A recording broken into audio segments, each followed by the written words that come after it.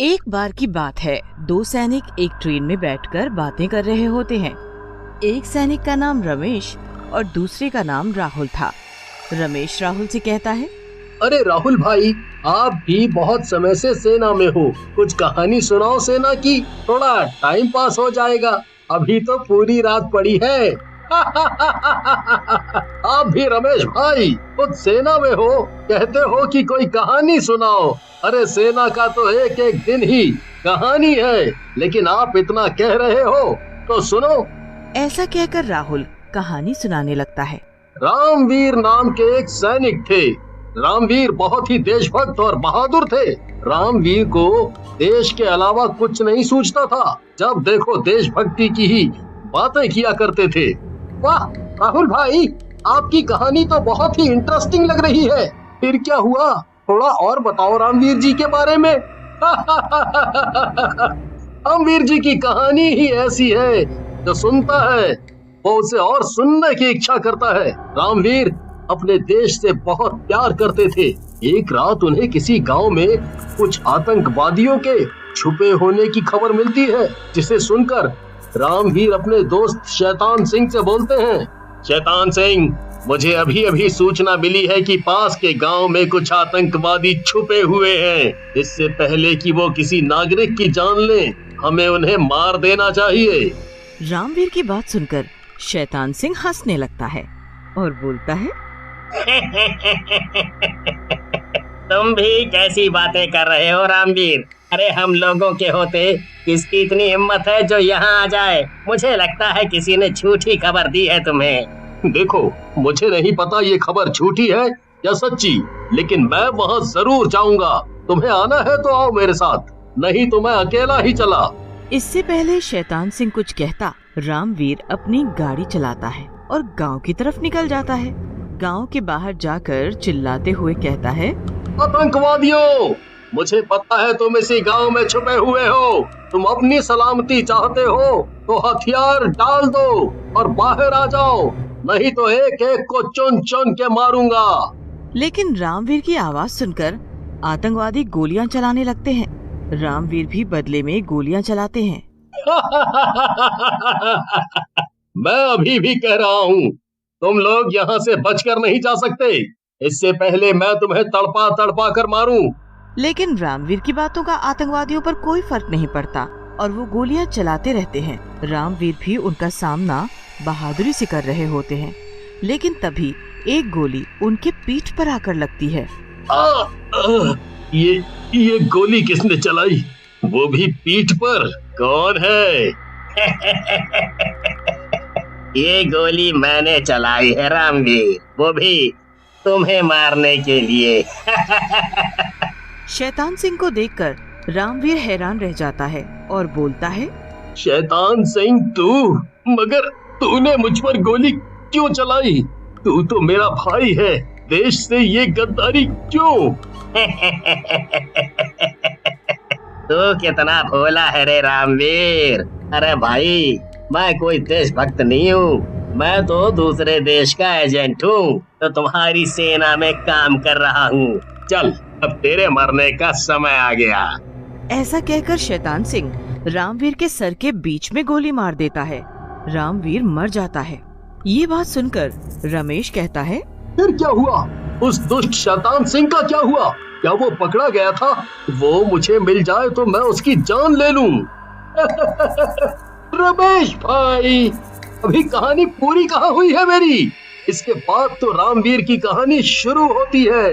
दरअसल रामवीर को मारने के बाद शैतान सिंह वहाँ से चला जाता है। बारिश बड़ी जोरों से हो रही होती है।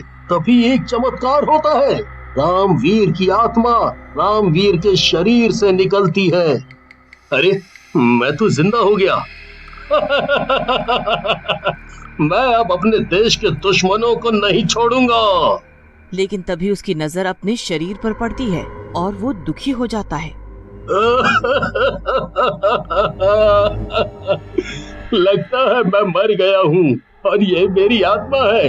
लेकिन चलो, अच्छा है, कम से कम मैं उस दुष्ट शैतान सिंह से अपनी मौत का बदला ले सकूंगा। ऐसा कहकर रामवीर की आत्मा शैतान सिंह को मारने के लिए निकल जाती है। शैतान सिंह अपने आतंकवादी दोस्तों के साथ होता है। बड़ा आया था देशभक्त बनने, मार डाला हमने उसे। इसके जैसे और जितने भी हैं उन्हें चुन चुन कर मरना है, फिर तो ये देश अपना है, अपना। सही कह रहे हो शैतान सिंह, हमसे कोई जीत नहीं सकता। पहले हम ये रामवीर जैसे देशभक्तों को मारेंगे और फिर इस देश पर कब्जा करेंगे। उन सब की बातें सुनकर रामवीर की आत्मा को गुस्सा आ जाता है और वो उन तीनों से बोलता है, तुम तीनों चूहे इस देश का कुछ नहीं बिगाड़ सकते। तुम कितनों को मारोगे? इस देश का तो एक एक आदमी देशभक्त है। ऐसा कहकर रामवीर की आत्मा उन दोनों आतंकवादियों को गर्दन से पकड़कर उठा लेती है और मार डालती है। अपनी मौत को सामने देखकर बोलता है, मुझे माफ कर दो रामवीर, मैं पैसों के लालच में आ गया था। मैं ऐसा कभी नहीं करूँगा, कभी नहीं करूँगा। वो तो मुझे भी पता है कि तू कभी ऐसा नहीं करेगा, क्योंकि आज के बाद तू ऐसा कुछ करने लायक ही नहीं रहेगा। ऐसा कहकर रामवीर की आत्मा शैतान सिंह को मार डालती है और वहाँ से चली जाती है। रामवीर की कहानी सुनने के बाद रमेश राहुल से कहता है, फिर क्या हुआ? क्या शैतान सिंह को मारने के बाद रामवीर की आत्मा इस दुनिया से चली गई? क्या हुआ फिर उनका, बताओ ना। मुझे पता था कि तुम रामवीर के बारे में और जानना चाहोगे, उनकी कहानी ही ऐसी है। इससे पहले राहुल आगे की कहानी बताता ट्रेन के अंदर 3 बंदूकधारी गुंडे घुस जाते हैं और उन दोनों से बोलते हैं, फौजी, दोनों मुंह बंद करके चुपचाप बैठो। हमने इस ट्रेन को अगवा कर लिया है और इसे लूट रहे हैं, समझे? ये क्या बकवास है? अगर तुम तीनों ने अपने हथियार डालकर अपने आप को हमारे हवाले नहीं किया तो तुम तीनों नहीं बचोगे आज। गुंडे की बात सुनकर राहुल को गुस्सा आ जाता है और वो एक गुंडे को उठाकर पटक देते हैं। गुंडा जोर से नीचे गिरता है। मर गया रे, मेरी कमर तोड़ डाली इस फौजी ने। अब एक गधो, शक्ल क्या देख रहे हो मेरी, मारो उसे। गुंडे की बात पर बाकी के दोनों गुंडे राहुल पर गोली चलाते हैं, लेकिन सारी की सारी गोलियां राहुल के शरीर के आर पार हो जाती हैं। ये देख रमेश और गुंडे हैरान हो जाते हैं। तभी राहुल के शरीर से रामवीर की आत्मा बाहर निकलती है और उन तीनों गुंडों को पटक देती है। तुम दोनों को घबराने की जरूरत नहीं है। ये मैं हूँ, शहीद सैनिक रामवीर, और मेरे रहते सेना के जवानों को कोई कुछ भी नहीं कर पाएगा। राहुल और रमेश रामवीर की आत्मा को सैल्यूट करते हैं।